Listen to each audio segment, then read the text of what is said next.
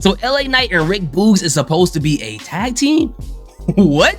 This is crazy. I would have never thought this a day in my life. But I was going to do this a couple of days ago, but some things came up, so here we are. And you guys know how much I love Rick Boogz, guys. Even though every 30 minutes he seemed like he's doing an energy drink, the next 30 minutes he seemed like he's doing coke, the other 30 minutes he seemed like he's drinking a lot of Kool-Aid. It is what it is. Everybody has their personal struggles. Guys, pray for the man. Hopefully he gets better, but I still love him at the end of the day. One of the greatest air guitarists of all time. Don't argue with me, argue with yourself. And then we have LA Knight, which I don't have to say anything about because everybody loves LA Knight, okay? That's nothing special to me. But I've heard what everybody has to say about this pairing. One of the main things I've heard is people say that at this point we might as well call LA Knight enhancement talent. At this point we might as well say that WWE is wasting LA Knight's talent. He needs to be somewhere else. And then the other people are saying the LA Knight deserves a lot better. What is this? This is a terrible idea. Now, everybody has their opinion, but in my personal opinion, I feel like that we are overreacting a whole lot. A whole lot. We don't know how long this tag team is going to last. For all we know, they're going to have their match against the Street Profits on SmackDown. Then wham, bam, thank you, ma'am. It's all over. We're not going to see it again, which is the very less likely scenario. But if they decide to keep these guys together, there is a way that both men can definitely benefit from this situation. Yes, and that includes LA Knight. In fact, I think we can see evidence of it benefiting LA Knight already. Now, just think about this really quick. Just hold on. Just think about this really quick. After his feud with Bray Wyatt and after his whole kerfuffle with the New Day, what has LA Knight been doing? Nothing. He's had promos that led to nothing, matches that led to nothing, nothing that led to nothing, nothing on top of nothing, okay? So with that being said, you can argue that the security guards that's been trying to stop not Bray Wyatt, but Brock Lesnar and Cody Rhodes from killing each other has had more substantial TV time than LA Knight has. In fact, you can say the referees that come out after the first wave of security guards have had more substantial TV time than LA Knight. So what I'm saying is that at this point, at least LA Knight has something to do, which means he'll be on TV a lot more. And I know most people may say, well, this is not how we wanted LA Knight to be. We want him to go after the title. We want him to get shot up to the top. But you have to think about this really quick, okay? He's on a show, SmackDown.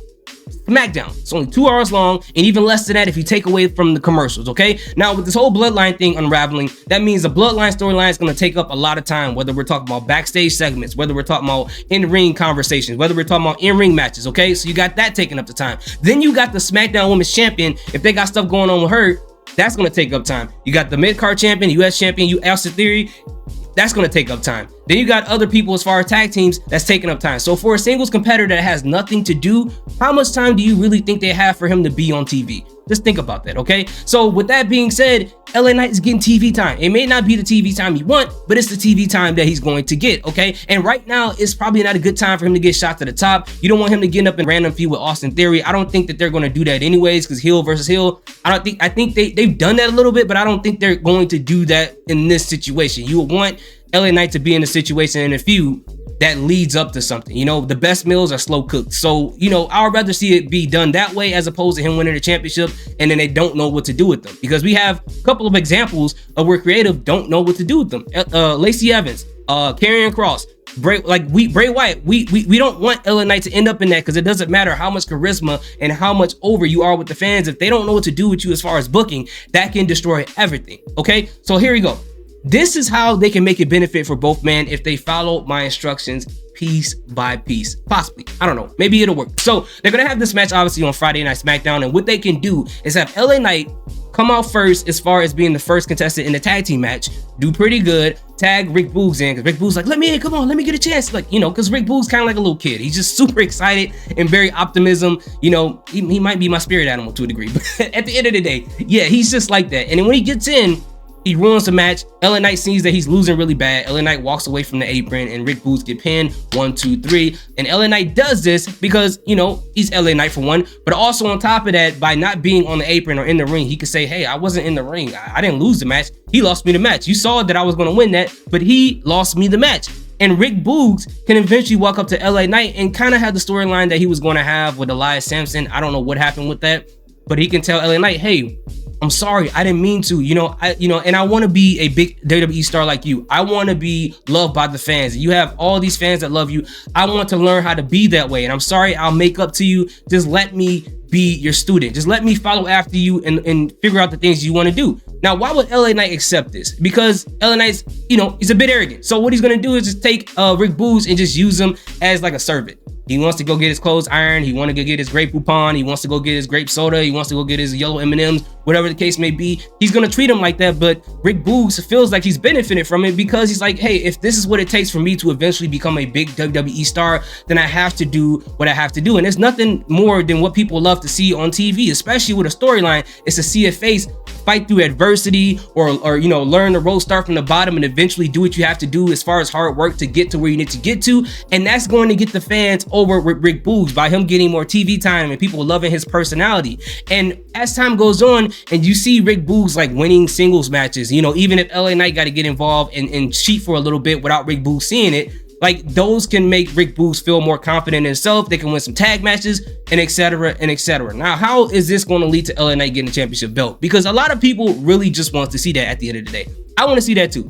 I'm not going to lie to you. LA Knight does deserve a championship belt, and that is why Money in the Bank on July 1st, this is going to play an important role in this storyline. Now, as time goes on and fans love LA Knight, and they love Rick Boogz, and they feel like LA Knight is kind of warming up to Rick Boogz, they got the match at Money in the Bank. And in that match, what they can do is say, hey, Rick Boogz and LA Knight is involved in this Money in the Bank match. So once they meet each other and they start talking it out, you can have Rick Boogz tell LA Knight, hey, I love this ride. This has been great for me. I've gotten better. One of my ultimate dreams is to be like one of my favorites, Seth Rollins, to get the Money in the Bank contract, cash it at WrestleMania, or have a great Money in the Bank moment like a Dolph Ziggler, and the list goes on and on. It's one of my ultimate dreams. I would love to do that. That's the last thing I ever want to do in life. And then LA Knight can look at him and say, that's what you really want? Well, you know what? When we get to Money in the Bank, I would do whatever I can in my power because you've helped me so much to make sure your dream becomes a reality. Now, the fans are going to assume that LA Knight is slowly becoming a baby face, but in this situation, we know when it comes to LA Knight,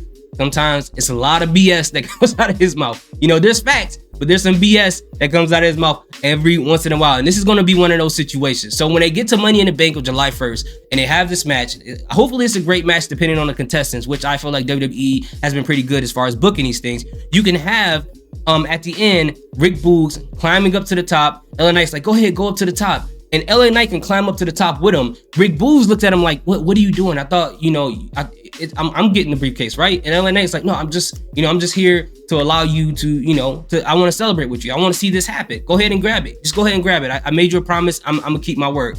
Rick Boogz tries to go up and grab the briefcase, and then LA Knight pushes him off the ladder. He falls off the ladder, gets injured, kayfabe, of course, hopefully. And LA Knight grabs the briefcase, brings it down. He becomes Mr. Money in the Bank. He gets a whole lot of heel heat. Rick Boogz get a whole lot of babyface love and sympathy because we're gonna kayfabe make him injured. Now, what's gonna happen is people are gonna tell him like, "Did you watch the video? Did you see what happened?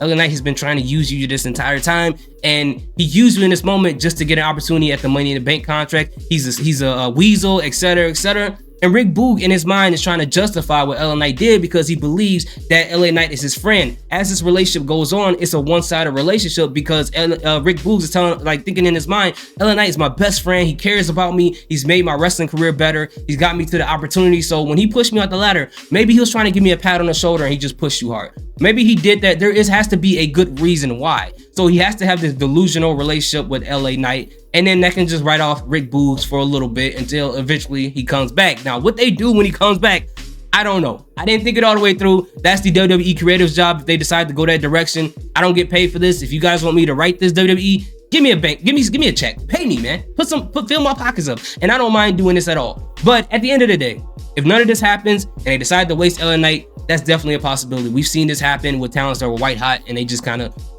wasted them. But I just want to stick some annoying optimism in this entire situation. Now, some of you guys may watch this video and say, well, that's all great and all, but nah, we're not rocking with the Rick Boogz LA Knight thing, and that's fine. That's your opinion. I love hearing your opinion. It is what it is. So what do you guys think? Let me know in the comment section. Thank you guys so much. I just thought about this probably like 5-10 minutes ago. So I just hey, let me just freestyle and record this right now. And that's exactly what I did. So thank you guys so much for watching. I appreciate each and every one of you guys. Salute, peace, have a good day.